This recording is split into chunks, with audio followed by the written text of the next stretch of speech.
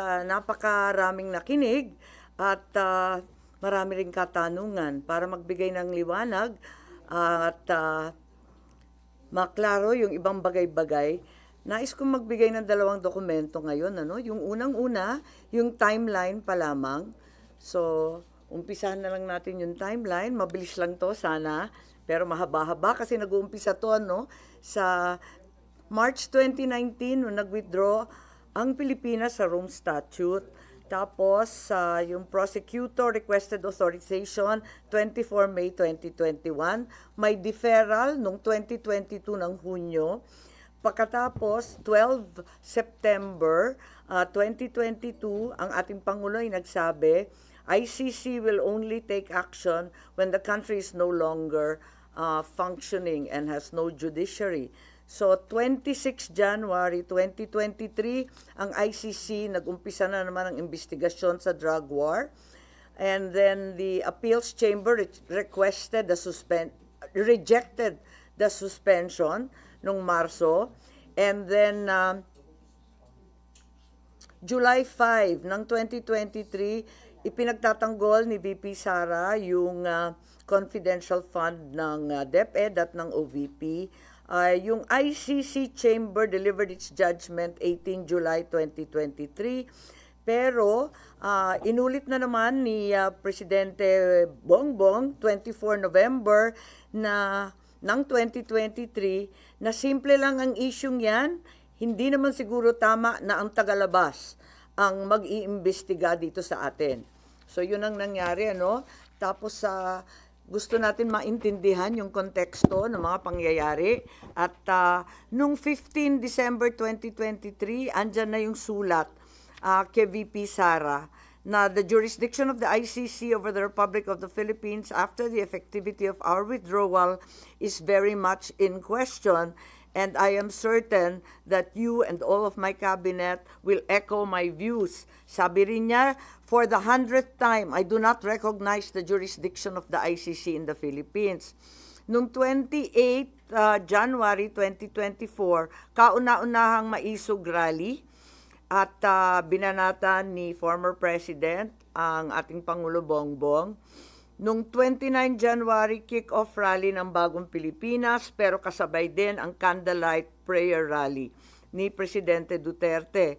30 January 2024, eto na yung unang hearing ko sa PI, People's Initiative, February 2 sa Davao, 13 dito na naman February sa Senado. And 20 February, si Pangulo ay nagsabi, I don't approve or deny it, but the ICC haven't done anything illegal. Ito yung tinutukoy ni Secretary Boying na pagbabago. Once they do, we will do something about it, but we are an open country. 19-2024 June, VP resigns as DepEd Secretary. 20 July, maisog, rally liwasan. 16 August, first Quadcom in Bacolor, Pampanga. 22 September 2024, VP Sara says,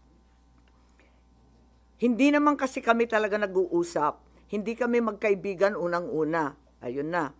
And then 12 October 2024, sabi ni PBBM, I don't know anymore. I'm a little dismayed to hear she doesn't think we are friends. 11 November 2024, nag-attend si former President Duterte ng 11th Quadcom hearing. 13 November 2024, E.S. Bersamin said local authorities would consider cooperating with the Interpol if the ICC seeks the intervention of the International Anti-Crime Body. 14 November 2024, nung nakaraang taon, ang sabi ng ating Pangulo, if that's the wish of Duterte, we will not block the ICC. We will not just cooperate. 28 November, first bicameral conference tungkol sa 2025 GAA. And the 2nd of December 2024, first formal impeachment case against VP Sara. 11 December, second bicam.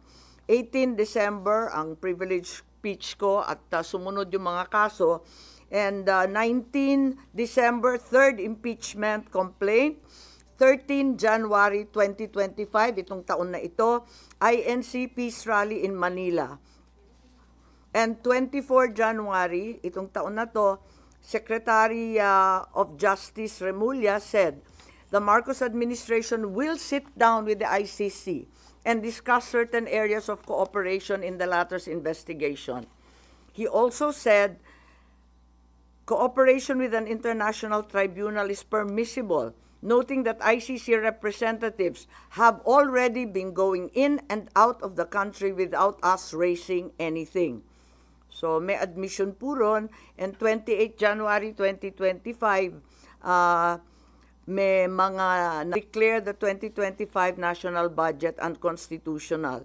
Nung 5 February nitong taong to, impeachment of VP Sara was approved in the House of Representatives. 10 February, the ICC prosecutor applied for an arrest warrant against former President Duterte.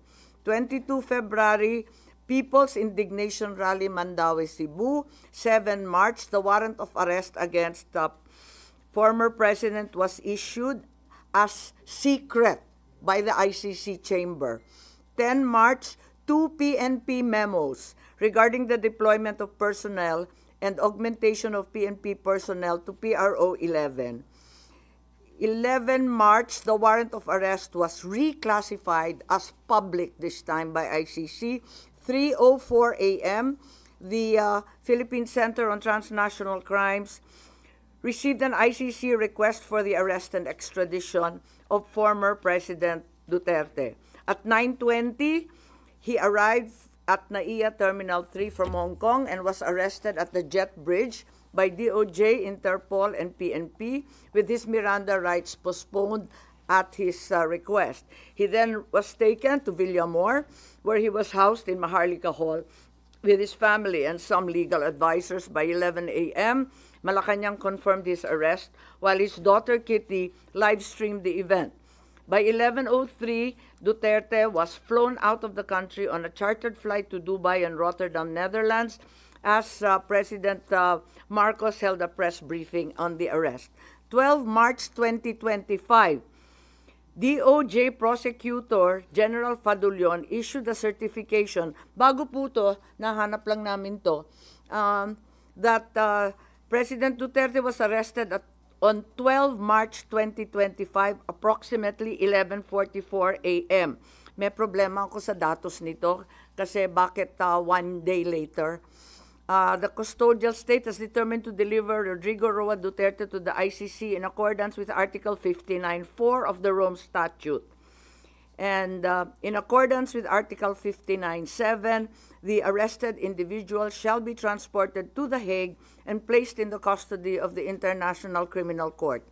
13 March, during an interview with Pinky Webb, Interior Secretary John Vic Remulla revealed that Duterte's arrest was a group effort involving National Security Advisor Anyo, Defense Secretary Chodoro, the President, with Anyo playing a key intelligence role in monitoring Duterte's travel. On 20 March, we had the hearing here in the Senate. The highlights of the hearing were the denial of Anyo of any involvement in the arrest, and John Vic, SILG Remulla denied planning and said that the group effort pertained only to chismis. PCTC said the Interpol issued a diffusion, not a red notice, and Justice Secretary Remulla claimed that ICC has jurisdiction over individuals and crimes despite the withdrawal of the Philippines from the Rome Statute because international humanitarian law is already customary law. Of course, we are all aware that this is not applicable, being solely limited to war crimes. In the meantime, PNP General claimed that in expediting President Duterte's turnover to the ICC, he was trying to comply with the time period set forth in Article 125 of the Revised Penal Code, which applies only to warrantless arrest. A 24 Horas report revealed that Philippine authorities had planned Duterte's arrest since January under Oplan Tugis by the PNP CIDG and that Duterte sought asylum in China, but this was later denied by all parties. On the same day, DILG Secretary Remulla denied involvement in the arrest, stating he was unaware of any core group behind it and only learned of the Interpol red notice on the day of Duterte's detention. So as far as the investigation goes, this is the timeline, and we're happy to share it with you.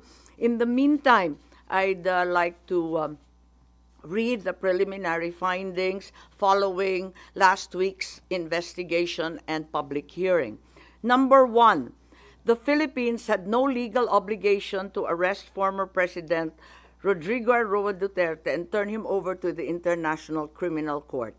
What was received was only a diffusion notice, not verified or approved by the Interpol Secretariat. No verification by the Interpol whether the request complied with Article 3 of their Constitution, forbidding Interpol from undertaking any intervention or activities of a political, military, religious, or racial character. Under the terms of the diffusion notice, there was no obligation on the part of the Philippines to turn over former President Rodrigo Roa Duterte to the ICC, absent any request for extradition or request for surrender.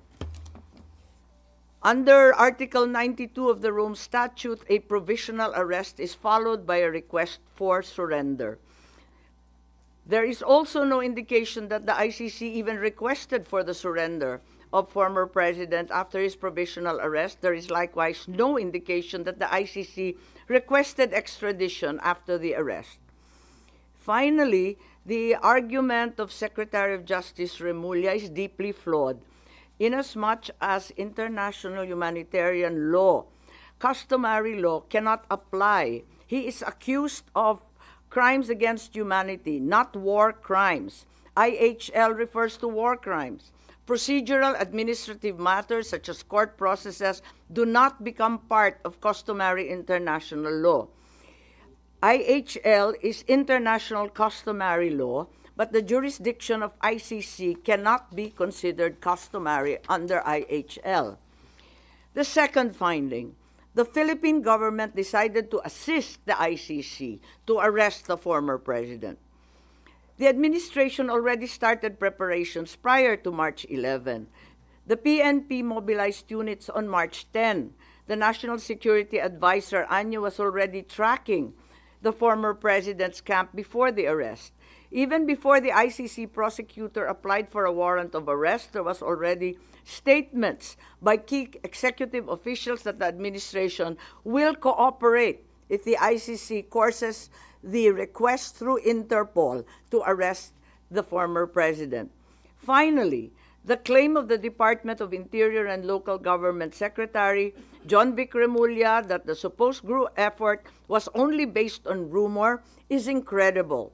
This attempt to cover up what was already aired on media and what had already come to pass was an indication of a comprehensive plan to arrest the former president already being in place even before the date indicated in the ICC warrant of March 11.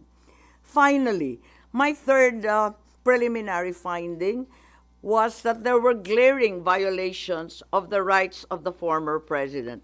The constitutional safeguards guaranteeing liberty and due process of law were not observed. No warrant was issued by a Philippine court. The arrest did not fall within the exceptions of a warrantless arrest. Meanwhile, General Torre invoked 125 article of the revised penal code only applying to warrantless arrest. The constitutional safeguards for the right to liberty of abode were also disregarded. No court order was issued mandating that the former president be taken out of the Philippines against his will.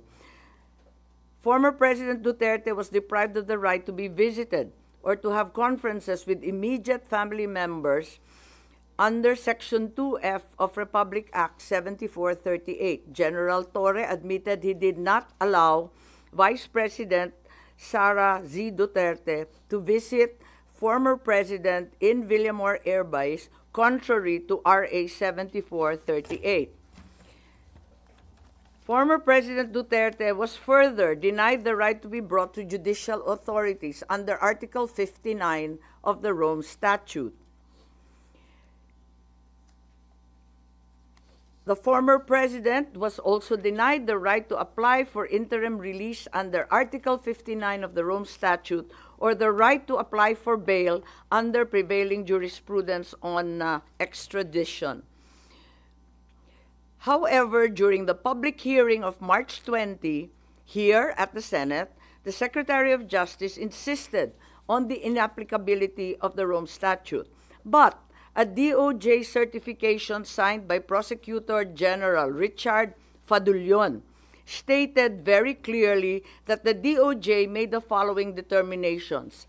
As competent authority of the custodial state, the arrest issued complies with Article 59 of the Rome Statute. To recall, DOJ spokesperson Clavano released a statement last March 13 saying, ang naging role namin ay competent judicial authority. Kami na ang nag-attest na lahat ng proper processes ay ginawa. Similar to Prosecutor General Fadullon, the DOJ spokesperson showed that the article cited in the Rome Statute had been complied with. Therefore, it's apparent that the DOJ first tried to convince the public that the requirements under Article 59 of the Rome Statute were complied with, and then later on, when such stance became untenable, decided to ditch Article 59 and the Rome Statute altogether and pursued another theory, extrajudicial rendition, and invoked RA 9851, particularly Article 17. Yun lang po. So those are the three findings right now. As we speak, we are not certain if we will continue at magkakaroon pa ng ikalawang pagdinig pagkat yun nga, kinakailangan na meron tayong matitindi, magagaling at malaman ng mga testigo. So nagbubuo pa kami kung sakali at kung hindi, pag-aaralan na lamang natin ang nabunyag nung nakaraang linggo. Yes? Ma'am, in-raise niyo po dun sa timeline ninyo yung events ng pagkaka-arrest ni former President Duterte. And lumalabas po kasi dun sa timeline ninyo, nag-iba yung tono ng administrasyon as the relationship between the two political families soured. Is that an accurate conclusion? You'll have to derive that conclusion. I'm just offering you the timeline. Pero ipinagtapat naman ni Secretary Boying Remulla na talagang nagbago. Tinatanong ko kung kailan nagbago at bakit nagbago at ano yung pagbabago. Sabi niya lahat naman tayo habang tumatanda, natututo at nagbabago ang isipan. Yun lang ang pinaliwanag niya. Pero maliwanag na nagkaroon ng pagbabago. Kaya nga, may nagsasabi na yung Interpol bawal sa kanila mag-issue ng red notice pagkat may duda sila na political. Kaya ang pinalabas lamang nila ay yung diffusion para hindi sila sumabit kasi pinagbabawal ng sariling konstitusyon ng Interpol kapag political. So ma'am, hindi masabi na may direct causality between the souring of relations and the change in the tone? Paulit-ulit sinasabi ni Secretary Boying Remulla na may konteksto ang lahat. At sa palagay ko maliwanag na may konteksto na talagang sumasabay sa alitan at pagwawalang tiwala ng dalawang panig itong mga pagbabago sa legal processes and our international stand, nagbago rin talaga. Ma'am, now that you finished or that you have your preliminary report, ano po yung nakikita yung legislation or are you planning a resolution for the Senate to take a certain stand? Ano po yung dulo nitong investigation? Well, ang dulo nito, maliwanagan tayo dito sa ICC. Yung iba nagsasabi na baka dapat ibalik na naman sa NBI at wag daw sa Philippine Center for Transnational Crime ang ugnayan sa Interpol. So may mga recommendations in policy, yun naman talaga ang ating pakay in aid of legislation.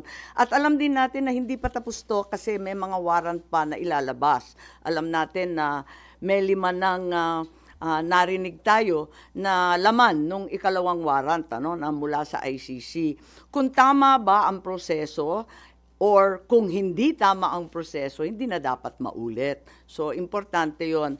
At syempre, yung mga OFW natin na nasa ibang bansa, nanganganib talaga at natatakot kung dito mismo sa sariling bansa, natatangay ang isang dating Pangulo na may edad na at may sakit. Paano pa raw sila? Kaya nais nilang malaman kung ganun na pinaglalaban natin yung mga na peperwisyo, na ko-convict pa sa ibang bansa, pinaglalaban natin na makauwi, paano ba ang sitwasyon ni Presidente? Ngayon, isa pa, medyo marami pong galit at nananawagan sa akin at tinetext ako, sinong mananagot dito sa nangyari? Kasi hindi naman po pwede na nakalusot ng basta. Ma'am, ito bang initial findings ninyo ang naging basis para kumalas na kayo sa alyansa o dahil sa nakalipas na 2 political rally ng alyansa ay hindi na kayo na-mention ng Pangulo Bongbong Marcos Jr.? Kasi sinabi ko naman na talagang sa patuloy nilang pagbabanggit ng executive privilege, sub judice, ng national security, talagang parang mistulang nagtatago ang ating gobyerno ng mahahalagang katotohanan. At hindi ko talaga matanggap, kaya't kinakailangan malaman natin at hayaan na lamang ako na malaya na magsiyasat para malaman ng taong bayan ano nga talaga ang mga pangyayari, kung may nalabag na batas at kung ano ang pagbabago or bagong legislasyon na kinakailangan. At tulad ng sinabi ko naman, mula pa nung umpisa ng halalan, mananatili akong independent. Dahil higit sa anumang politikal na pakinabang, dapat manaig ang soberanya ng bansa at ang tunay na katarungan para sa bawat Pilipino. So, wala kayong pag-uusap pa rin ni Pangulong Bongbong Marcos Jr.? Oo, wala. Matagal na yun. Oo. So, sa tingin niyo, minasama ng Pangulo yung pagkandak niyo pa ng hearing tungkol sa nangyari pag-arrest? Parang ganun ang lumalabas na hindi ko naman maintindihan. Pagkat para sa akin, masyadong naging emosyonal, galit, at taranta ang taong bayan. At nakita naman natin, naglabasan sa kalsada, nag-iiyakan, nagpoprotesta. Kaya imbis na lumala pa itong sitwasyon na to, minarapat ko na alamin kung ano talaga ang nangyayari para kumalma tayong lahat at maanalisa kung ano talaga ang nangyari. Kaya lang, eto nga, hindi ko naman intensyon na anti-administration yung hearing. As a matter of fact, kung maaalala ninyo, halos lahat ng testigo galing gobyerno. Hindi ko naman alam yung mga sagot nila. Kaya nga ako nagtatanong kasi hindi ko alam yung sagot. Malay ko ba kung anong sasagutin nila? Nung hindi sila magkasundo at hindi tumutugma yung mga sagot nila, hindi maganda yung itsura ng pamahalaan, nagalit yata sa akin na nabunyag yon sa aking hearing. Sino nagalit? Po. So, ma'am na parang nasira ang relasyon niyo ng Presidente because of that? Hindi, matagal na kami hindi masyado nag-uusap, maraming humaharang, matagal na, oo. Mas lumalim pa. Nakikita ko lang pag public events, oo. At saka mabilis lang yon, maraming tao, ganun. Ma'am, sabi niyo, kaya ka nag-conduct ng hearing kasi nga lumalalim na yung divisiveness sa Yes. bansa. Pero dun sa naging result ng inyong hearing, sa tingin niyo mas lumalim pa instead na ma-address? Lumalim ang emosyon in the sense na nakita nila na maraming pagkakamali, at least yung 3 na binanggit ko, na paulit-ulit na rin lumalabas sa social media. Kung tutuusin, very contrapuntal na siya, very anticlimactic na siya. Kasi paulit-ulit na yung lumalabas pati sa mainstream. Lumalalim ang ating kaalaman at mas lalo tayong nagagalit kasi labis-labis na ang dagok sa ating soberanya. At nababalitaan natin, labas-masok ang Amerika. Kahit hindi EDCA sites, ang katutak pa daw na Typhoon missiles ang pinapasok. Labas-masok din ang China sa ating karagatan at sa West Philippine Sea. Ngayon, dinadampot na lamang ang mamamayang Pilipino at dinadala sa The Hague. May natitira pa ba sa bansang Pilipinas? Nakakaawa naman tayo kung ganyan. So, kung lumala, sa palagay ko, lumalim ang pag-uunawa ng taong bayan. I think yun ang kontribusyon. Kasi, maski pro Duterte, pro Marcos, hindi na naging partisan, parang lahat medyo nagkaliwanag ng kaunti kahit papano. Ma'am, sino yung sinasabi niyo parang nagalit yata sa inyo nung hearing? Is it President Marcos? Yes. And you confirm this by, or you just feel it because you're his sister? Hindi kasi nung umpisa, sabi nila, hindi na daw makikilahok yung gobyerno. Pagkatapos noon, ang dami-dami ng testigo. Sabi ko, okay na. Ang dami-dami, nagpapadagdag pa nga sila ng pangalan, nagpadagdag pa nga sila ng upuan, kinapos pa nga tayo ng pagkain. Handain nila 3 kwarto tayo, di ba? Tapos, akala ko, prepared na prepared. Sabi ko, ayos to. Nagulat naman ako nung nagalit na nga kasi nga siguro hindi nagkakasundo, yung mga sagot, hindi tumutugma. Hindi ko nakasalanan yun. Malay ko ba kung anong isasagot nila? Ngayon, paano nagalit? Kasi naalanganin na ako, hindi ako napunta. Gusto ko pa naman, over-prepared na nga ako pumunta doon sa Tacloban rally. Hindi ako pumunta. Tapos, mabuti na lang pala hindi ako pumunta at hindi na ako binanggit. Kaya ako nalaman. Ma'am, sa Cavite and Laguna ka lang man hindi binanggit. Sa Tacloban, ma'am, nabanggit pa. Nabanggit pa. Ganun. Mali. O di... So, ma'am, a-attend po pala sa Tacloban? Nabanggit pa po. Ay, ganun. Hindi ko na maalala. Sa totoo lang, hindi ko masyadong tinututukan yung kampanya. Nandito ako sa investigasyon. Parang naisang tabi na, nakatutok talaga ako dito para malaman kung ano pa. Ma'am, yung hindi pagbanggit ng Pangulo sa inyo last campaigns, Cavite, Laguna, you take it as mukhang masama loob sa inyo? Yeah, okay lang. Walang problema. Kasi nga sabi ko, nakatutok naman ako dito. Hindi naman na eleksyon, kampanya, politika ang pinaka-importante. Nangingibabaw sa akin itong mga dagok sa ating kalayaan, sa ating soberanya. Hindi ko kaya to Talagang ipaglalaban ko yan Yung pag hindi yung hindi binanggit, pagkatapos sabi 11 na lamang ang kanilang kandidato, wag na tayo magpahirapan ng katawan.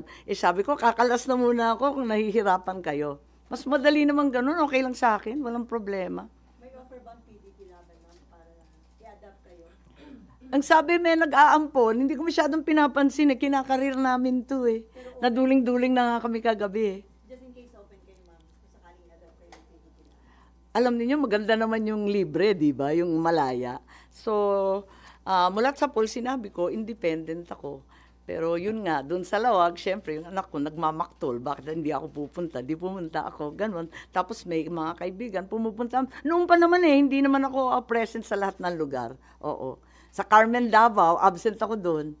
Ayun. Tsaka sa Dumaguete yata, ewan ko, saan ko ba hindi masyadong pinuntahan. Pero wala nakikipag-usap right now sa inyo, ma'am, para mag-offer na. Wala naman. Siguro, nabunutan rin sila ng tinik na sabi ko, kakalas na lang ako para simple at klaro.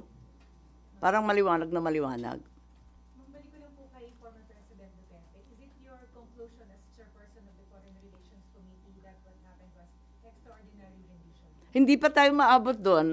Yung binasa ko 3 pa lang, preliminary finding pa lang to, na talagang walang obligasyon ang Pilipinas na i-aresto si dating Pangulo, na yung ating pamahalaan ang determinado na lumahok doon sa pag-aresto ni Presidente Duterte at ikatlo na nalabag ang ilang karapatan ni Presidente Duterte sa ilalim ng Saligang Batas ng Pilipinas. Ma'am, hindi totoong biglaan, pinagplanuhan siya. Yun ang inyong conclusion, pinagplanuhan. At tinitignan pa namin yung dates kung kailan nag-umpisa kasi walang kaliwanagan. At paiba-iba nga yung version. May lumabas nga na nagulat din ako yung March 12 lang, yung DOJ, kung bakit ganun. Tapos na ang lahat, tsaka lang pala natanggap ng DOJ. Ma'am, kasi yun yung claim ni Vice President Sara na it was an extraordinary rendition. So, ma'am, ano yung nakikita yung grounds for it to be considered as extraordinary? Wala pa kami dun eh. Inaalam pa lang natin kasi nga preliminary pa lang to. Tinitignan ko pa lang dahil ang taas pala ng interest di ko akalain na ganun kadaming manunood. Tanong ko lang po, ayaw niya bang manalo? Bakit kayo kakala sa administration at this point? Oo nga, sabi nga, suicide bomber nga daw ako eh. Palagi nilang pinagmamalaki yung kanilang machinery. So why do this now? Because it's more important to me. May bagay na mas mahalaga sa politika. May bagay na mas mahalaga kaysa sa kampanya at panalo. Anong ibig sabihin ng senador na walang bansa? May kahulugan ba yun? Pero hindi yung indication na mas matimbang ang mga Duterte kaysa Marcos. Palagay ko, lampas-lampas na to sa Duterte at Marcos. Ang pinag-uusapan na dito, yung soberanya ng ating bansa.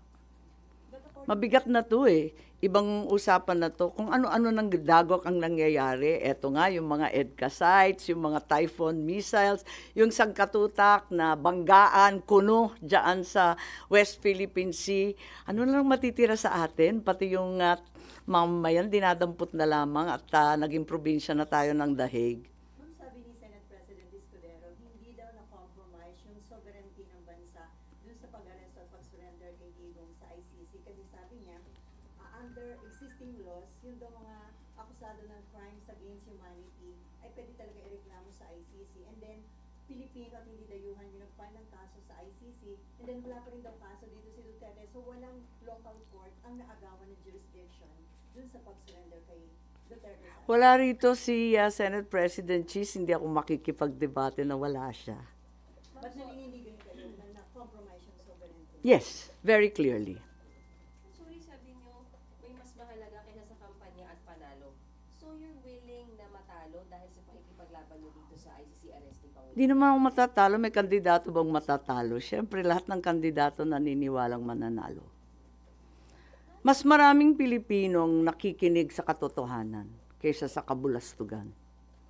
Kaya naninindigan ako na kinakailangan ipaglaban at tayuan. Ang mali ay mali, ang tama ay tama, ang batas ay dapat mangibabaw sa lahat. But you admit, ma'am, or do you feel na naapektuhan yung kandidatura nyo dahil sa Baliktad yata. Ramdam ko baliktad. Ano pong ramdam nyo? Kasi maraming tao na hindi naman masasabing pro-Duterte, hindi naman sasabihin na anti-Marcos, na nagalit sa pangyayari. And you feel that will help your candidacy, ma'am? Hindi ako nag-imbestiga para mangampanya, para sumikat. Labis-labis na nga yung sikat namin. Yung apelyido ko nakakasindak eh. So, ma'am, you will not make it part of your campaign messaging or magiging campaign issue niyo po itong arrest niyo? Hindi naman ako nag-imbestiga para magpasikat or ma-endorso or maging bahagi ng ibang partido.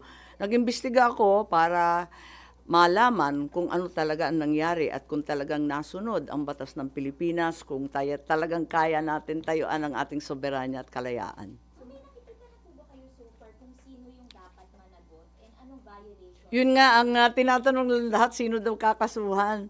At yun pa ang inaalam natin. Kaya nga, maraming nagsasabi, bitin, dapat magka-second hearing. Sabi ko, basta makaproduce tayo ng testigo. Kasi kung hindi naman malaman at makatotohanan, ano naman uusapan natin? Maraming lihim. Ang maliwanag, malabo. Yun talaga, napakaliwanag sa lahat na ito. Maraming kinukuble, maraming pinagtatakpan, maraming hindi totoo. At marami tayong dapat siyasatin. But sa ganong level, ma'am, ng usapin, paano po yun? Cabinet Secretary level po ba yung dapat managot? Ano po yun? Hindi ko alam.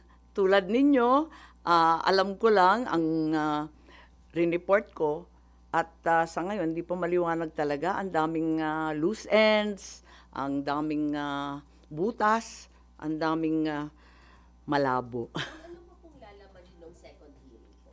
If you get witnesses, then what will Well, unang-una, magkaliwanagan dun sa sinasabi na international law, hindi naman pangkaraniwang practice yan, hindi naman araw-araw na yan ang pinapractice ng abogado. Kinakailangan siguro yung ex-justice, yung mga framers ng konstitusyon, ang dating mga mambabatas. Hindi ko alam, or else yung mga expert din sa international law. Pagkatapos nun, yung iba pa. Maraming nagsusulat di ba?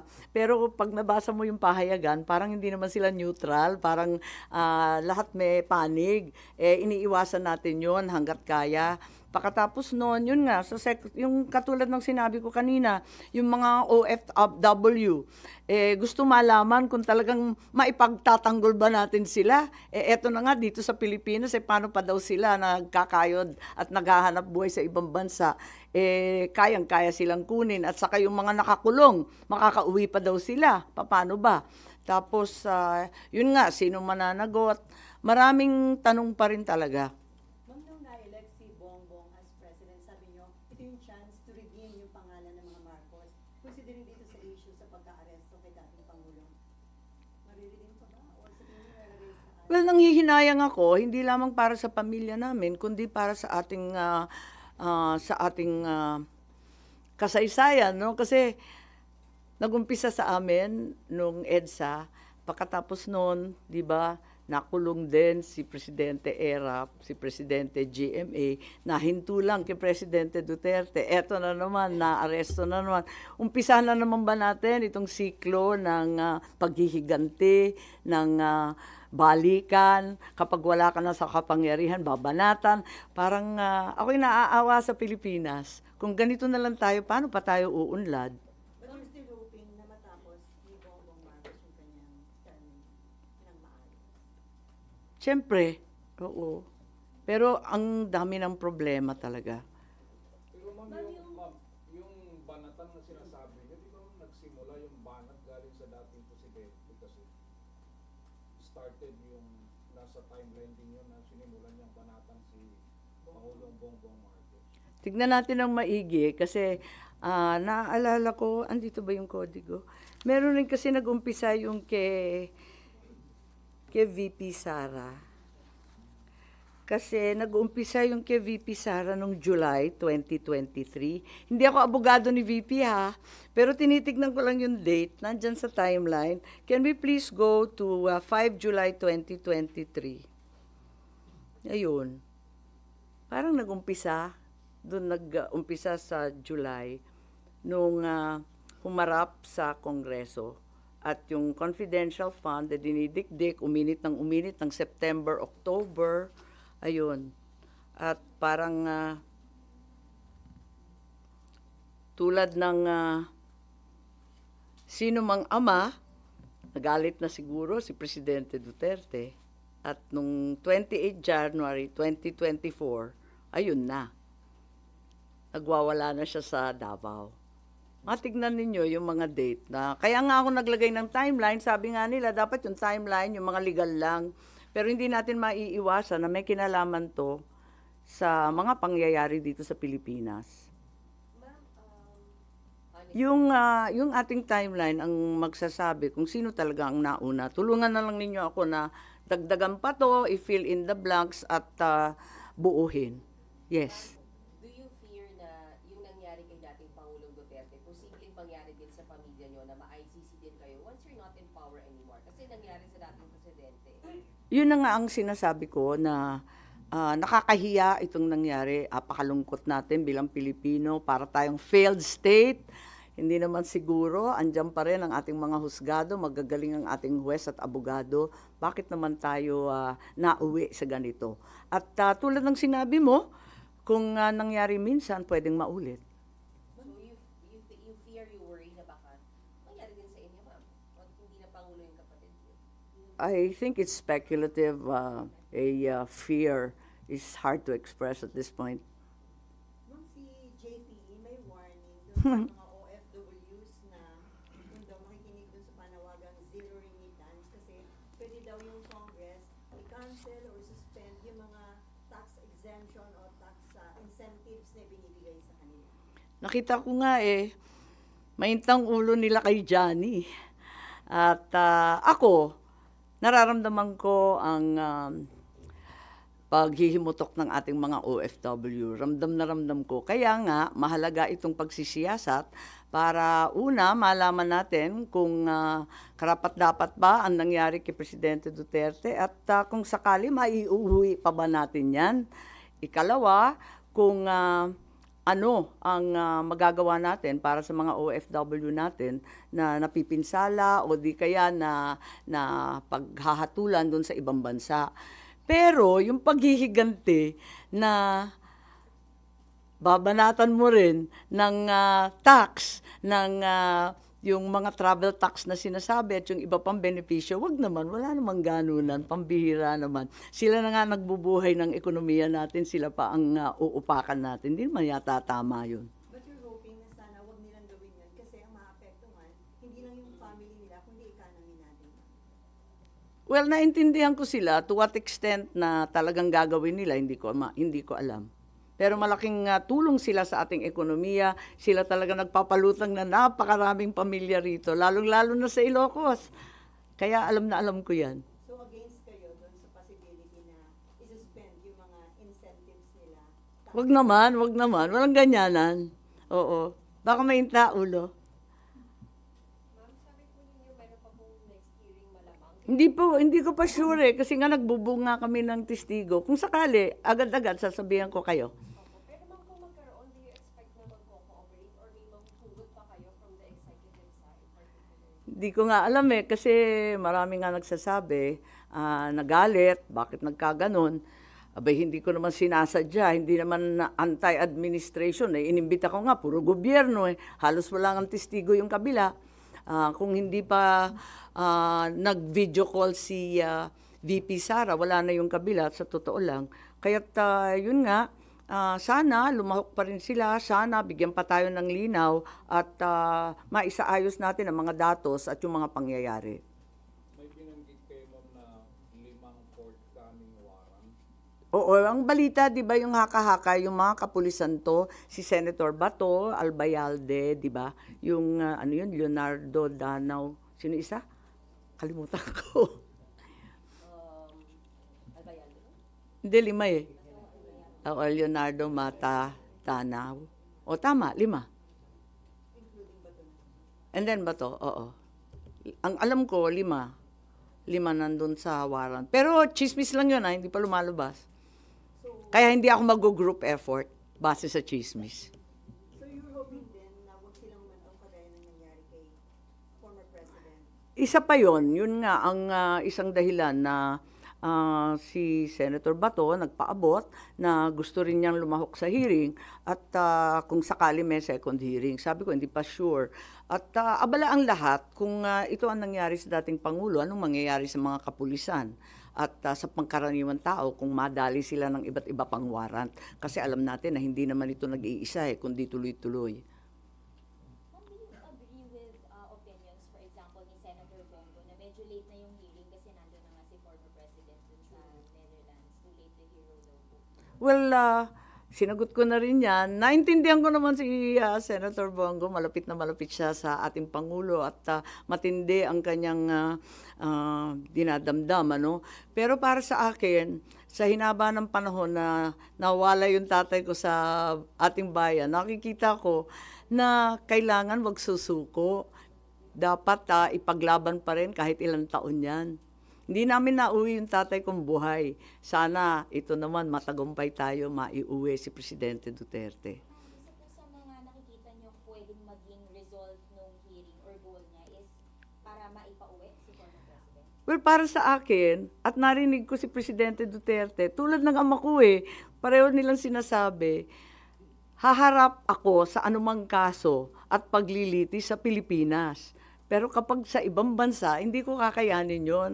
Kasi syempre, yung tatay ko, di ba, dinala rin sa US. Ayun. Sabi niya, ayoko. Dapat sa Pilipinas, iuwi ninyo ako, haharapin ko yan. Ganun din ang sinasabi ni Presidente Duterte. Kaya daw niyang sagutin lahat yan, basta dito sa Pilipinas, sa husgadong Pilipino. Sasagutin daw niya at papayag siya malitis. Pero ano po yung nakikita niyong way na magagawa po nung Senate Committee on Foreign Relations or ng Senado para mangyari yun, kung papauli siya? Hindi ako yung abogado niya eh. So, ang nagagawa lang ng Senado in aid of legislation, oversight, kung ginampanan ba ng lahat ng ahensya ang trabaho nila, lahat ng tungkulin ba, ang karapatan pang tao ba na ibigay, lahat yun. At kung kinakailangan, papaltan ba natin ang sistema ng ICC, Interpol, ng Philippine Transnational Crime, at saka nung RA 9851, yung extradition treaty na pagkaluma sinulat pa ng tatay ko. Maraming batas kasi na palibot dyan eh. Ma'am, bukas na yung 80th birthday ni PRRD. Do you have any message sa dating Pangulo? Well, syempre, happy birthday. Matindi rin yung umabot sa 80 years old. At sana makauwi na siya. At higit sa lahat, syempre, gusto kong pumunta sa The Hague. Kung papayagan ako, dadalhin ko yung cheque na 10,000 pesos. Kasi expanded centenarians, qualified na siya. 80 anyos na. From your own pocket? Hindi, biro lang. Wala lang. Kasi di ba ako nagpasa nung bill na yon, kaya nagbibiro ako, oh, pwede na pala ito. No. Wala. Sabi naman ni Presidente Duterte, wag na kayo pupunta rito. Kung hindi rin nyo balak ako samahan sa loob ng selda, wag na. At hindi rin tayo magkikita. Meron po bang sense of urgency dun sa findings ng Committee on Foreign Relations, given na meron nga pong baka sumunod pa na warrant? Para kung ano man po yung nangyari dun sa situation ni former President Duterte, hindi mangyari sa Tama. May urgency talaga kasi alam nga natin may second, may third warrant pa raw. Kaya kinakailangan mabunyag na lahat ng pagkakamali at wag na kailanman maulit. At kung kinakailangan paltan yung polisiya, yung batas, tignan na natin at magkasundo tayo para maiwas to. Ma'am, do you think yung ICC nagamit as a political tool against the enemies of the administration? Nako, mahirap pa mag-conclude ng ganon. Pero kayo na ang humatol. Pero yung mga cases, sir, na-file yun, na-file yun during the time pa ni Duterte. Sorry? Yung mga sinauna, yung timeline nga, ang aga nag-umpisa, di ba? 2017, 2018, kulang pa nga yan. Kasi hinaba-haba niyan eh. Kulang pa nga eh. Nag-umpisa tayo 2019 na, withdrawal from the ICC. Actually, mas maaga pa yan eh. Kasi, di ba, nag-umpisa sa preliminary investigations at yung pagbabala nila na pupunta sila rito. Ma'am, may chance ba na magkaayos kayo ng Pangulo? Lagi naman akong nandito, lagi naman akong manang, hindi naman ako nagbabago kailanman. At mula pa nung bata kami, parati naman siyang pinagbibili ng tatay ko na alalayan. Ang problema, hindi ko na magampanan. At maraming humaharang, hindi nakikinig, hindi ko alam. But you're saddened. You're saddened. Of course, it's not the ideal situation at all. Hindi ka ma- Tanungin ko lang, bali ang stand nyo is independent lang kayo, hindi naman kayo opposition. Hindi naman siguro. Independent lang, mahirap pumanig eh. Nung umpisa pa lamang ng eleksyon, no, nung October pa lang, sinabi ko na mag-independent ako. May partido ako kasi NP ako, pero ayokong pumanig sa isang grupo laban sa kabilang grupo. May masamang pakiramdam ako siguro nung October pa na mauuwi ito sa Bardagulan. Hindi ko maalam na mauuwi sa ano bang tawag dyan, sa pagtangay ng isang dating Pangulo sa ibang bansa. Mas malala ang nangyari kesa sa inaakala ko. So, ano yung nakita yung direction ng bansa under the leadership of your brother? Kinakabahan ako kasi ang tao hirap, ang tataas ng presyo, hindi natin natututukan at imbes na yung problema ng mamamayan ang pinag-aabalahan, nauuwi tayo sa sobrang daming politika yata. Ba't ba tayo nagkaganito? Kasi dinami-dami ng issues, ng gasolina, dami-daming problema. Bakit tayo napunta sa toxic politics ulit? Ma'am, kinakabahan kayo na napupunta sa ibang direksyon, maling direksyon. Hindi panatag ang kalooban ng taong bayan. Maliwanag yun. Maraming hindi Kalalabas lang ng World Happiness Index, di ba? Andun eh. Andun sa World Happiness Index, di ba? Na dapat happy yung tao, kayang kumain, lahat ng basic services na ibibigay, walang korupsyon, at naniniwala sila sa mga kapwa nila, naninindigan sila para sa kanilang gobyerno. Marami doon kulang sa atin.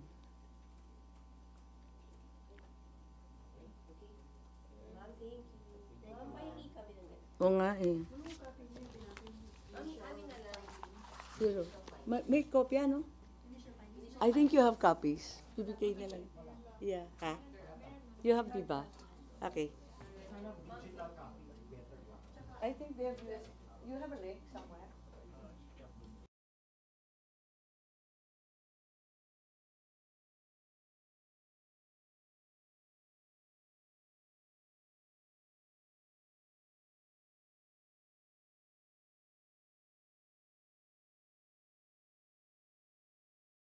Okay lang kasi palagay ko sila rin nahihirapan. Pag hindi ako sisipot, tapos na-announce na nila na 11 lang, tapos hindi na binabanggit yung pangalan ko, para wag nang nag-aalanganin. Mas klaro, di ba? Alam mo naman ako, in your face. Hindi ko nga alam kung paano ako naging politiko, masyado akong prangka. Okay kayo kung may palit sa inyo si Kiko Pangilinan sa Alyansa? May mga ganun panapangalan. Oo nga, nakita ko nga, pero ang alam ko, yung alam din ninyo, yung nabasa ninyo, yun din lang ang nabasa ko, yung Kiko Bam, pinagpalit sa amin ni Camille. Yun ang nabasa ko, hindi ko alam kung totoo o hindi, pero maraming haka-haka. Baka yun naman, oh. Kung meron na kayong napag-usapan ni Kong Camille na baka Wala. Actually, I saw her dad yesterday. Wala namang binanggit. Tinatanong ko, may direktiba ba ang NP? Sabi nila, wala. Yung NP kasi, chill kasi na kwan yun eh, na partido. Hindi masyadong nakikialam. So, hindi pa kami nag-uusap ni Camille. Pero ang sabi sa dyaryo, sumipot daw si Camille doon sa meeting nung 24 ba yun? Oo, di ba? Sabi doon sa interview na pumunta daw si Camille. Wala kayong communication with the Villar family? Kasi tinatanong ko kung may direktiba, hindi, sabi niya, yung paniniwala mo, yung paninindigan mo, ganun naman kasi sa NP. Kasi iba-iba rin yung mga lokal, marami kaming lokal marami kaming congressman, mayor, governor. Iba-iba naman yung kanilang stand, kaya hindi masyadong pinapakialaman.